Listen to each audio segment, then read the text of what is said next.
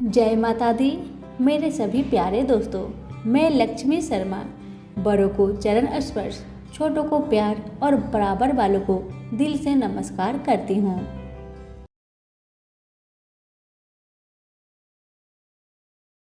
प्रेम से बोले वैष्णो माता की जय हो।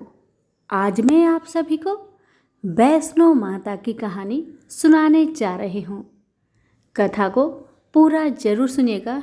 अगर अच्छी लगे तो दूसरों को भी शेयर कीजिएगा। अब सुनिए कथा। एक बार त्रिकूटा की पहाड़ी पर एक सुंदर कन्या को देखकर भैरवनाथ उससे पकड़ने के लिए दौड़े। तब वह कन्या वायु रूप में बदलकर त्रिकूटा पर्वत की ओर उड़ चली। भैरवनाथ भी उनके पीछे भागे। माना जाता है कि तभी माँ की रक्षा के लिए वहां पवन पुत्र हनुमान पहुंच गए। हनुमान जी को प्यास लगने पर माता ने उनके आग्रह पर धनुष से पहाड़ पर बाण चलाकर एक जलधारा निकाली और उस जल में अपने केश धोए। फिर वही एक गुफा में प्रवेश कर माता ने 9 माह तक तपस्या की। हनुमान जी ने पहरा दिया। फिर भैरवनाथ वहां आ धमके। उस दौरान एक साधु ने भैरवनाथ से कहा कि तू जिसे एक कन्या समझ रहा है वह आदि शक्ति जगदम्बा है, इसलिए उस महाशक्ति का पीछा छोड़ दे। भैरवनाथ ने साधु की बात नहीं मानी। तब माता गुफा की दूसरी ओर से मार्ग बनाकर बाहर निकल गई।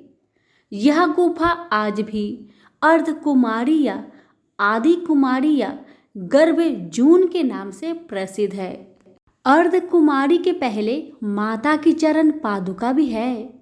यह वह स्थान है जहां माता ने भागते भागते मुड़कर भैरवनाथ को देखा था। अंत में गुफा से बाहर निकलकर कन्या ने देवी का रूप धारण किया और भैरवनाथ को वापस जाने के लिए कहकर फिर से गुफा में चली गई। लेकिन भैरवनाथ नहीं माना और गुफा में प्रवेश करने लगा। यह देखकर माता की गुफा में पहरा दे रहे हनुमान जी ने उसे युद्ध के लिए ललकार कर और दोनों का युद्ध हुआ। युद्ध का कोई अंत नहीं देखकर माता वैष्णवी ने महाकाली का रूप लेकर भैरवनाथ का वध कर दिया।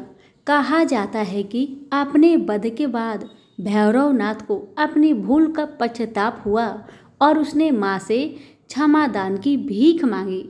माता वैष्णो देवी जानती थी कि उन पर हमला करने के पीछे भैरव की प्रमुख मनसा मोक्ष प्राप्त करने की थी। तब उन्होंने न केवल भैरव को पूर्ण जन्म के चक्र से मुक्ति प्रदान की बल्कि उसे वरदान देते हुए कहा कि मेरे दर्शन तब तक पूरे नहीं माने जाएंगे जब तक कोई भक्त मेरी बात तुम्हारे दर्शन नहीं करेगा। उपरोक्त कथा को वैष्णो देवी के भक्त श्रीधर से जोड़कर भी देखा जाता है।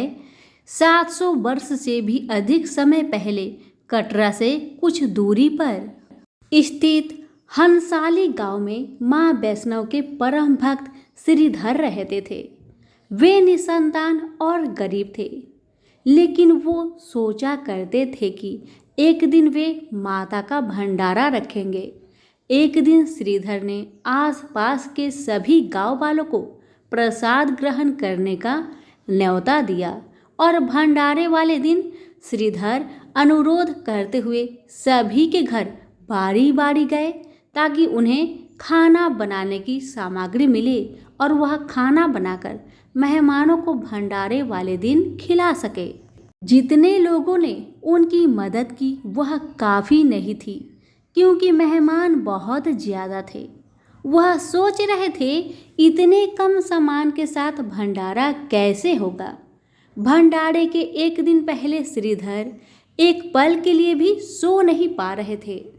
यह सोचकर कि वह मेहमानों को भोजन कैसे करा सकेंगे। वह सुबह तक समस्याओं से घिरे हुए थे और बस उसे अब देवी माँ से ही आस थी। वह अपनी झोपड़ी के बाहर पूजा के लिए बैठ गए। दोपहर तक मेहमान आना शुरू हो गए। श्रीधर को पूजा करते देख वे जहाँ जगह दिखी वहाँ बैठ गए। सभी लोग श्रीधर की छोटी सी कुटिया में आसानी से बैठ गए। श्रीधर ने अपनी आंखें खोली और सोचा कि इन सभी को भोजन कैसे कराएंगे। तब उसने एक छोटी लड़की को झोपड़ी से बाहर आते हुए देखा, जिसका नाम वैष्णवी था। वह भगवान की कृपा से आई थी।